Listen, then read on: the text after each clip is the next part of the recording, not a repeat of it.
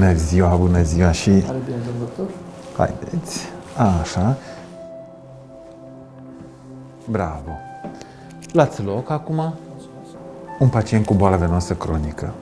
Vedem, în primul rând, onicomicoza, care este foarte frecventă la pacientul cu boală venoasă cronică.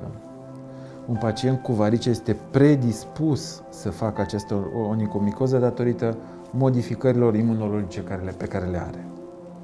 Mai vedem o asimetrie a celor două gambe, gamba stângă, mult mai voluminoasă decât gamba dreaptă, mult mai voluminoasă decât cea stângă.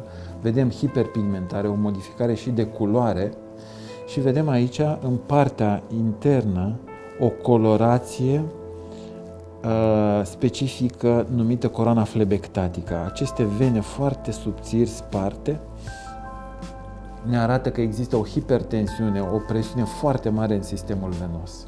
Vedem semnele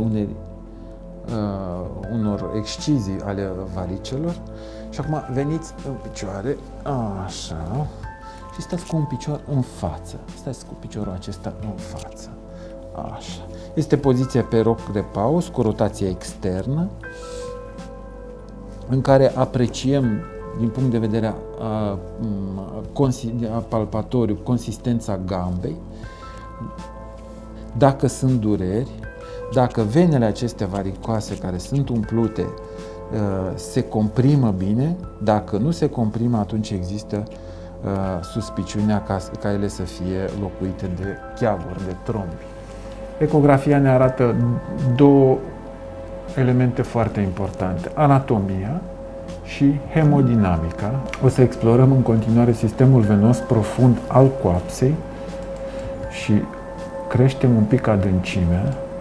Vena femorală este competentă. I-am luat anatomia, am analizat anatomia venelor sistemului venos profund și funcționalitatea hemodinamica.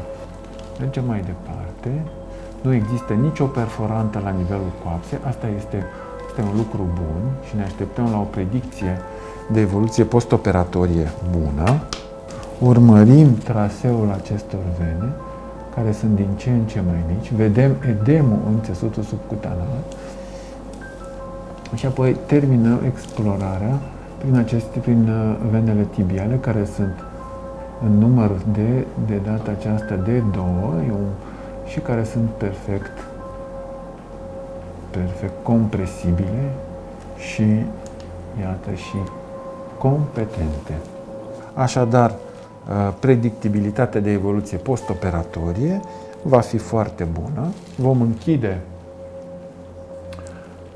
cu radiofrecvență prin accesul din această venă safena anterioară accesorie. Vom intra până aproape de această juncțiune, până aproape de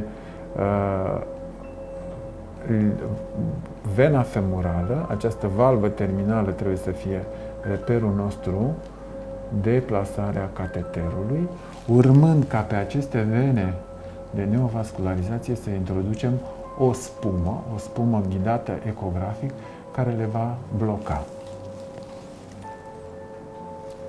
Mulțumim!